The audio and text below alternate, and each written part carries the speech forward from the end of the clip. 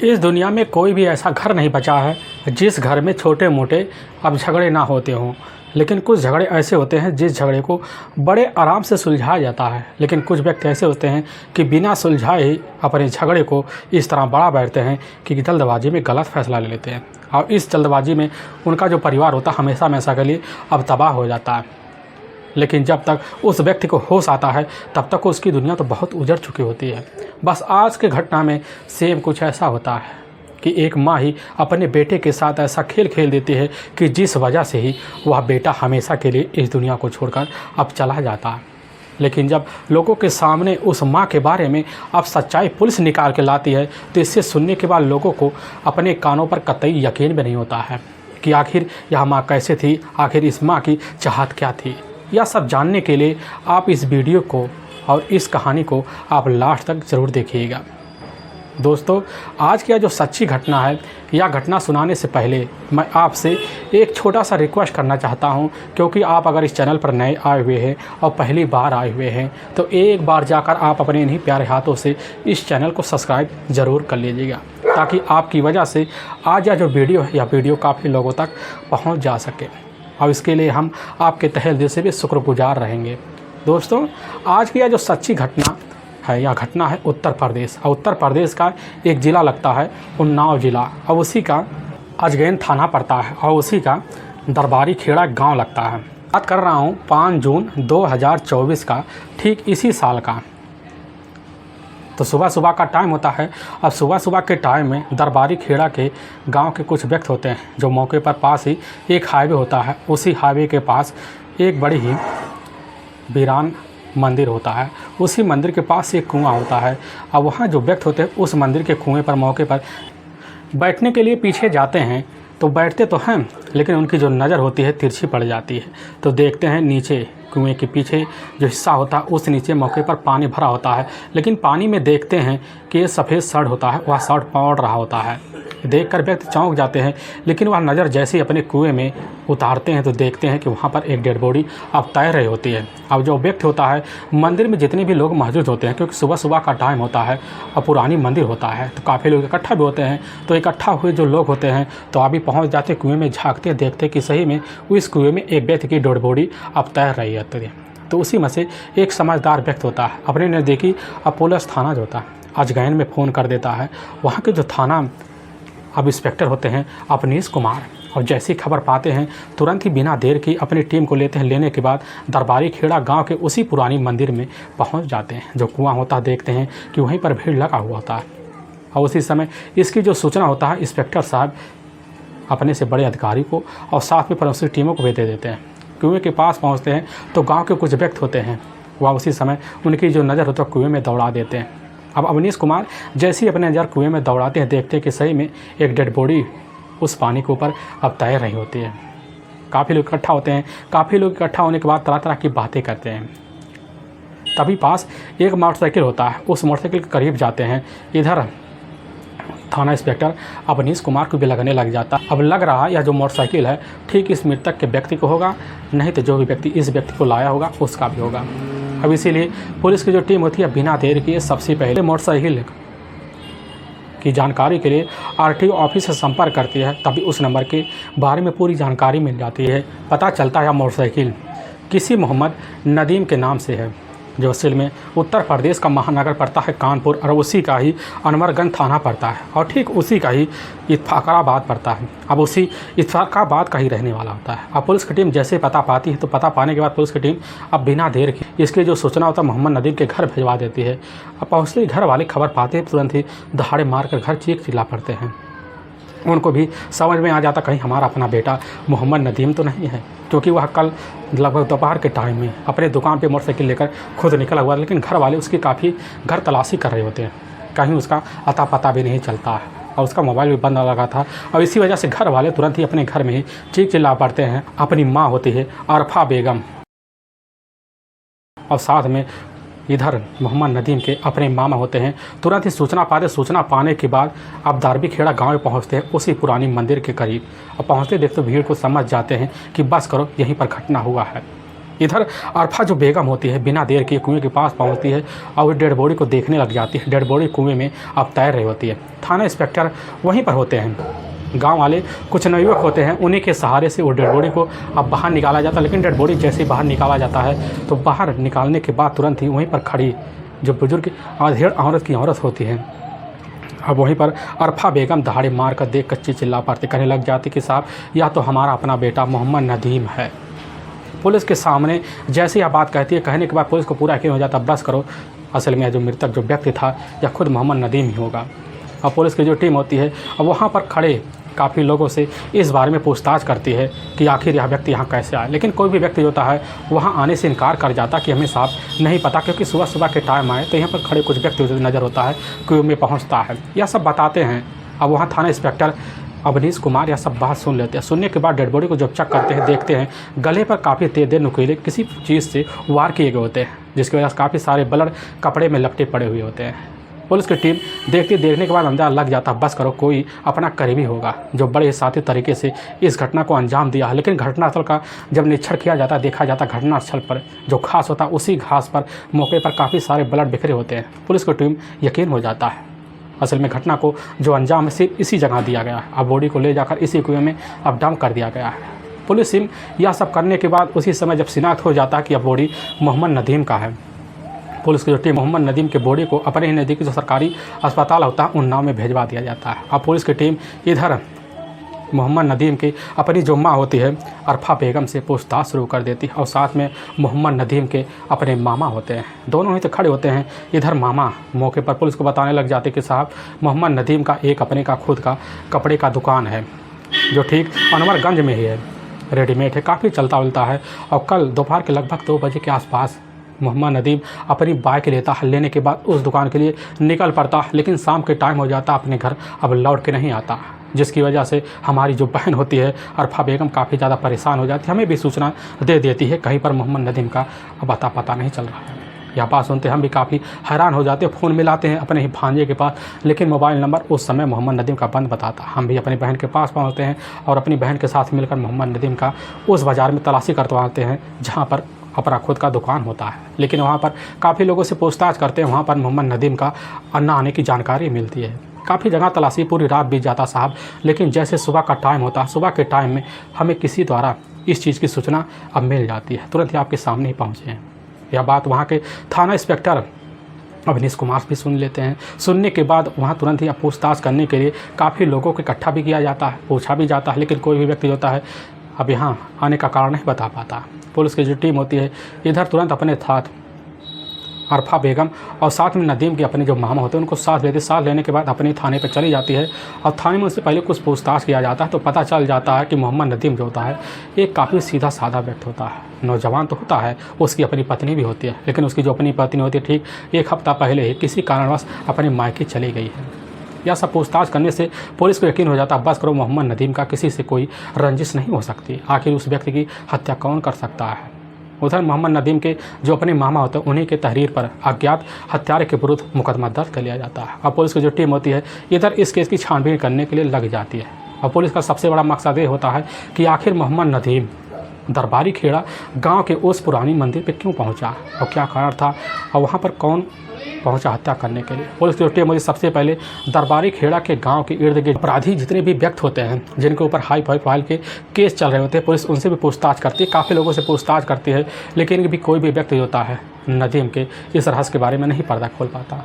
Police की team काफ़ी सोच में पड़ जाती है। इधर पुलिस की टीम कई बार मोहम्मद नदीम की अपनी अम्मी अरफा बेगम और साथ में अपनी मामा को कई बार थाने बुलाती है, पूछताछ भी करती है, लेकिन पुलिस को मोहम्मद नदीम के हत्यारे के बारे में अब कोई सुराग नहीं मिल पाता। लेकिन ऐसे पुलिस तलाशी करते करते हत्यारे के बारे में लगभग पूरे का पूरा अब 1 महीने का वक्त निकाल देते हैं, लेकिन मोहम्मद नदीम के हत्यारे अभी तक पुलिस के पकड़ में नहीं आते। अब पुलिस के सामने यह चैलेंज काफ़ी भारी पड़ जाता है कि आखिर मोहम्मद नदीम का कातिल मेन कौन हो सकता है। पुलिस की टीम इसके लिए काफ़ी लोगों से पूछताछ करती है। पूछताछ करने के बाद पुलिस के हाथ कोई सबूत नहीं मिलता, लेकिन जब 1 महीने का वक्त बीतने को हो जाता है, इधर अजगैन थाना के जो थाना इंस्पेक्टर होते हैं अवनीश कुमार अपने ही थाने में बैठे होते हैं, कुर्सी पर बैठे होते हैं, तब उसी वक्त एक मुस्लिम महिला आती है जिसकी उम्र लगभग अब वही 28 साल के आसपास होता है। वह महिला पहुंचती है, पहले तो अपने इर्द गिर्द लगती है, बड़े तिरछी नज़रों से। ऐसा लगता है उसके मन में अब डर समाया हुआ है।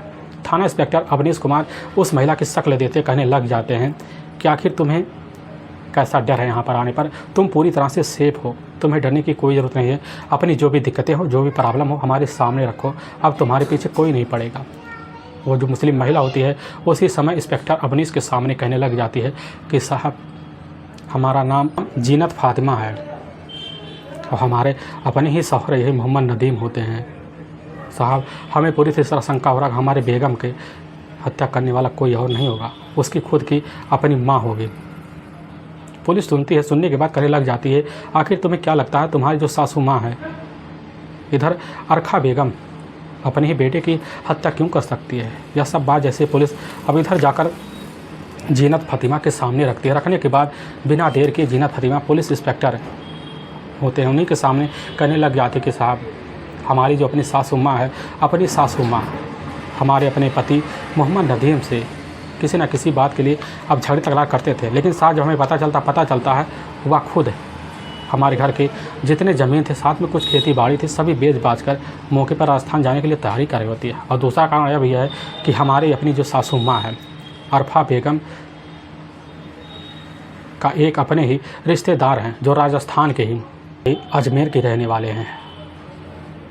हमारी सासू माँ से उनका काफ़ी दिनों से करीबी बना हुआ था और उसी करीबी के लिए हमारी सासू माँ कुछ भी करने के लिए तैयार रहती थी, जिसकी वजह से हमारे अपने जो शौहर होते हैं मोहम्मद नदीम काफ़ी दिनों से इस हरकत में आए हुए थे और मना करते थे, लेकिन हमारी सासू माँ इसी के लिए झगड़े तकरार करती थी। साहब, हमें पूरी तरह से यकीन हो गया हमारी सासू माँ ने ही हमारे शौहर की हत्या करवाई है। यह बात पुलिस सुनने के बाद पुलिस को भी कुछ शंका हो जाता है। शंका होने के पुलिस की जो टीम होती है वहाँ तो समझा बुझाकर नदीम की जो पत्नी होती है समझा बुझाकर तो वहाँ भेज देती है। पुलिस की टीम इधर अब जीनत फातिमा के ही तहरीर पर और शंका के बिना पर पुलिस की जो टीम होती है सबसे पहले मोहम्मद नदीम की हत्यारे की तलाशी करने के लिए उसका जो मोबाइल नंबर होता है उसके पूरे मोबाइल नंबर का पूरा CDR डिटेल निकाला जाता है और यह अरफा बेगम के मोबाइल नंबर का पूरा CDR डिटेल निकलवा लेती है पुलिस। लेकिन पुलिस को जो होता है अरफा बेगम के मोबाइल नंबर में कोई ऐसा संदिग्ध नंबर नहीं मिलता। लेकिन पुलिस जब काफ़ी जाँच पड़ताल करती, बस इतना पता लग जाता कि ठीक 4 जून को रात को लगभग 10 बजे के आसपास अरखा बेगम होती है ठीक अपने बेटे मोहम्मद नदीम के मोबाइल नंबर पर कॉल की थी। लेकिन पुलिस की टीम जब उस नंबर के बारे में और डिटेल जांच पड़ताल करती है, पता लगता है कि असल में अरफा बेगम के मोबाइल नंबर में एक और संदिग्ध नंबर दिख जाता है। वह नंबर किसी और का नहीं होता, बल्कि वह नंबर जो होता है ठीक राजस्थान के ही एक गंज थाना पड़ता है जो अजमेर में ही पड़ता है, वहीं का रहने वाला होता है मोहम्मद सलीम। अब जब उस संदिग्ध नंबर दिखने के बाद पुलिस की जो टीम होती है बिना देर के मोहम्मद सलीम का मोबाइल नंबर का CDR डिटेल निकालती है और जब CDR डिटेल निकालती है पता चलता मोहम्मद सलीम के ही नंबर से इधर जो था मोहम्मद नदीम के मोबाइल नंबर पर अब कॉल किया गया था। पुलिस का जो शंका था बिना देर किए अब मोहम्मद सलीम के ऊपर टिक जाता है। पुलिस की टीम सबसे पहले मकसद यही बना लेती कैसे न तैसे कर मोहम्मद सलीम को अपने कस्टडी में लिया जाए और ताकि पूरी की पूरी जो सच्चाई होती है जल्द से जल्द हमारे सामने आ जाए।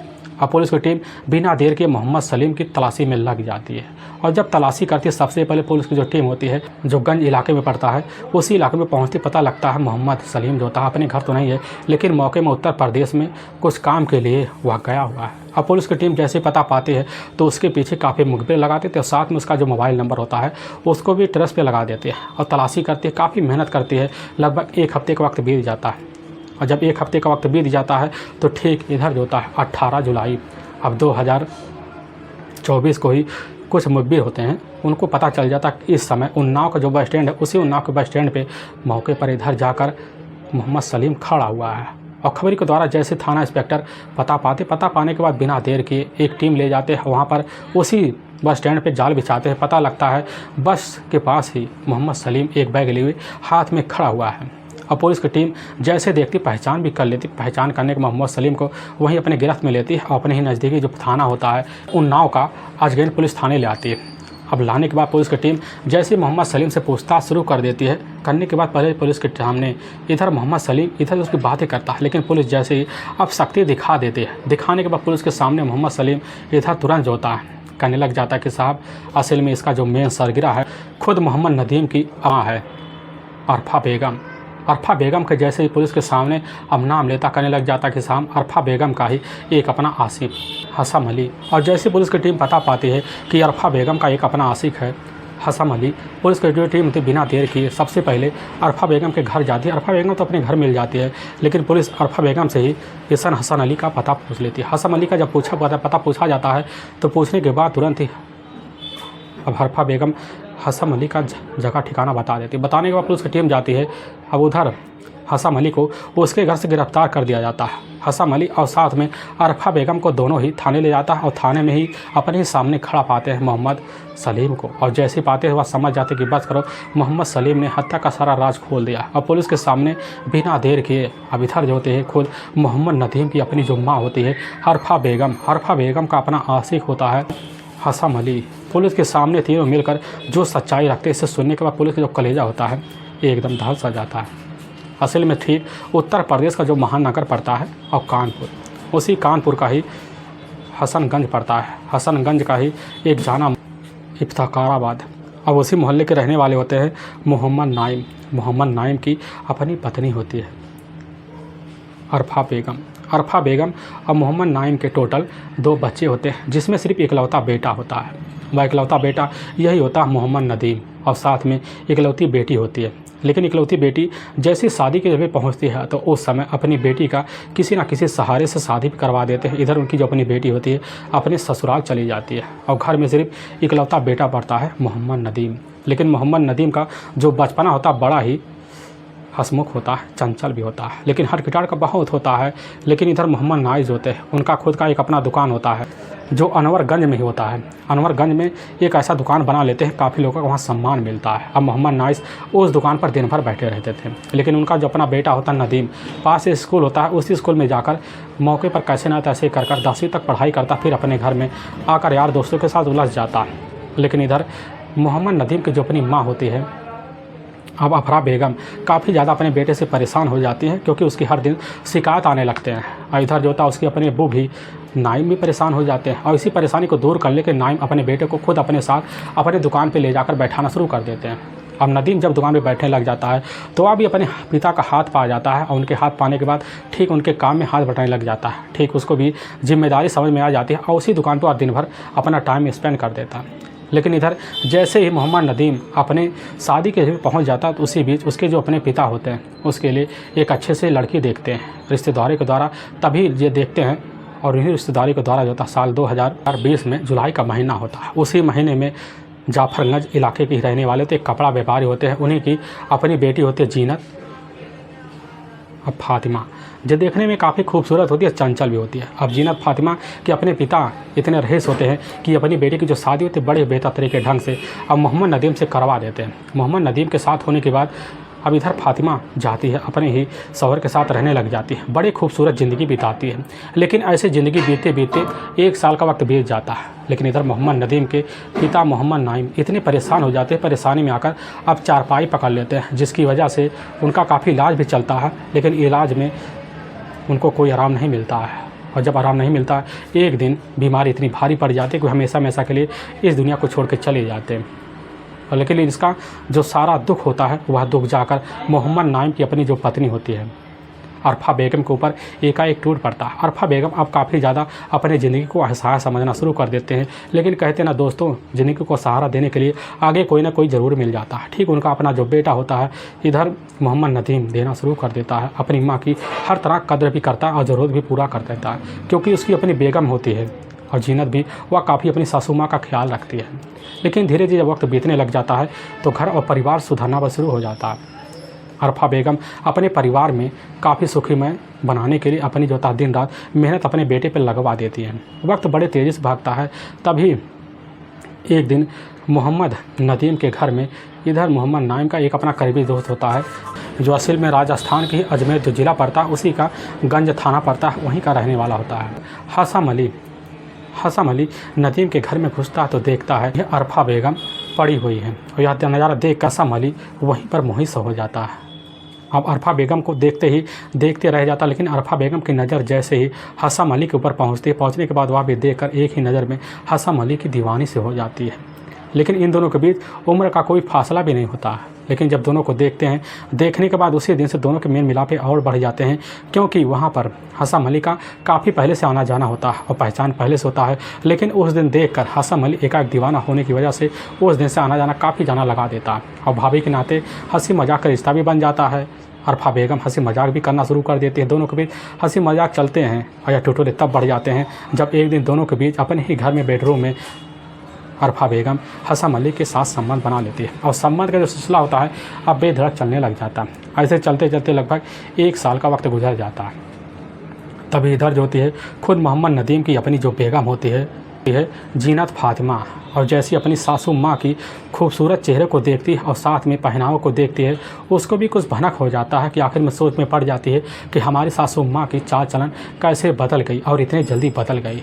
वह भी जानना चाहती है कि आखिर इस खूबसूरती का राज क्या हो सकता है। तभी उसी दिन से अब जीनत फातिमा भी पीछे पड़ जाती है और काफ़ी पीछे पड़ जाती है। उसका एक दिन पीछे पड़ना ही काफ़ी जल्दी से रंग मिला जाता है और तभी रात का टाइम होता है। उसी में तो रात के टाइम में इधर फातिमा तो उठती है और जैसे अपने बाथरूम की तरफ निकलती है तो सामने जो गेट होता है उसी गेट के अंदर एक आवाज़ आ रही होती है। वह गेट लगा हुआ किसी और का नहीं होता, ठीक उसके अपनी सासू माँ का ही होता है।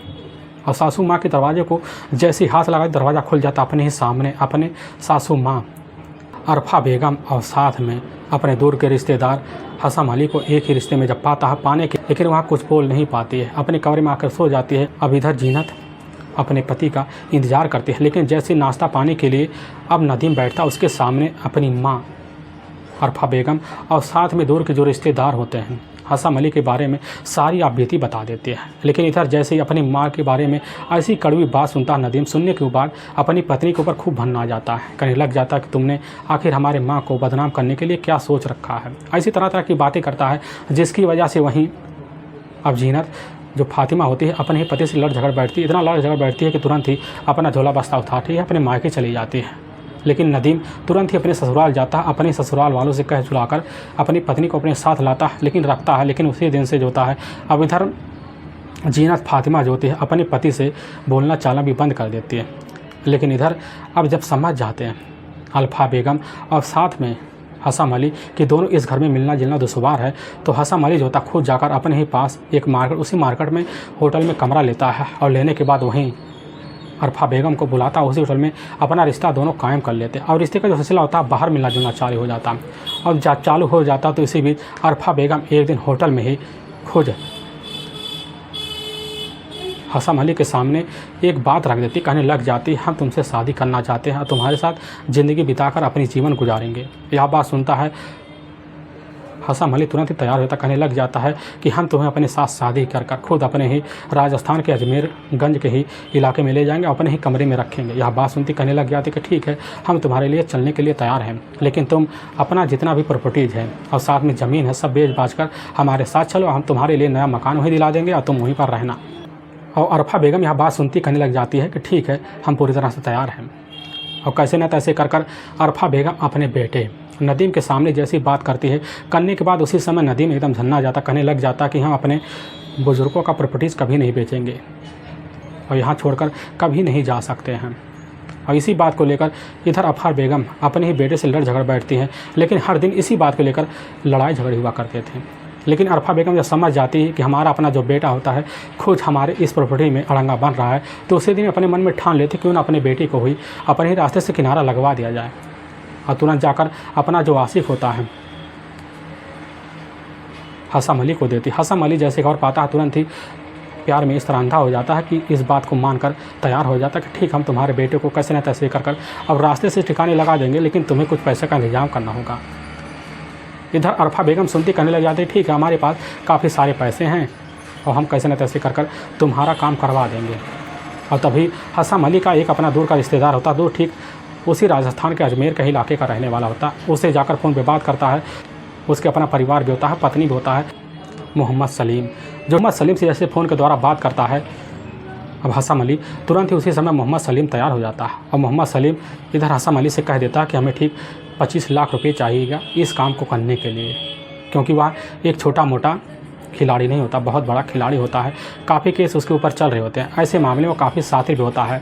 लेकिन जैसे इस तरह की बात मोहम्मद सलीम अब हसन अली के सामने करता है, करने के बाद तुरंत हामी भर लेता है। लेकिन इसकी जो जानकारी होता है जाकर अरफा बेगम को देता है। अरफा बेगम सुनते तुरंत ही अपने ही पास रखे हुए 25 लाख रुपया निकालते हैं। निकालने के बाद अब हसन अली के हाथ में पकड़ा दे। हसन अली आता है, इधर लगभग 15 लाख रुपया मोहम्मद सलीम के हाथ में देता है। सलीम के हाथ में देने के बाद तुरंत ही उसी दिन उस प्लान को कामयाब करने के लिए अब इधर अरफा बेगम, अब मोहम्मद सलीम और हसन अली तीनों लग जाते हैं। अच्छे समय का इंतज़ार करते हैं, लेकिन तभी अब 3 जून 2024 का दिन होता है। तभी उसी बीच मोहम्मद सलीम जो होता है कानपुर आता है। कानपुर आने के बाद परेड के ही एक होटल होता है,